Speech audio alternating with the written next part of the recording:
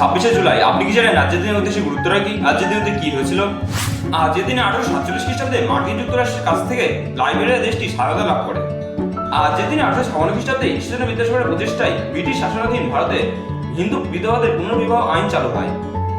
আজকের দিনে 1876 খ্রিস্টাব্দে সৈয়দনাথ ব্যানার্জির নেতৃত্বে এবং তার বন্ধু আনন্দমোহন বসুর সহযোগিতায় কলকাতায় ইন্ডিয়ান অ্যাসোসিয়েশন বা ভারত সভা প্রতিষ্ঠিত হয়।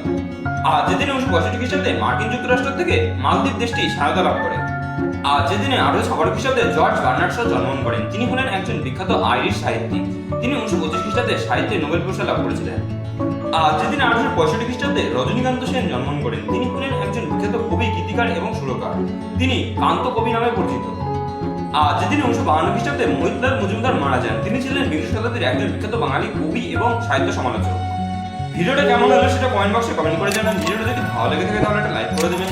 ভিডিও থেকে যদি আপনি নতুন তথ্য জানতে পারেন তাহলে আপনি আপনার প্রিয়জনদের শেয়ার করে দাদাদের জানার সুযোগ করে দেবেন। এরকমই প্রতিদিনের গুরুত্ব সম্পর্কে জানতে চ্যানেলটি সাবস্ক্রাইব করে চ্যানেল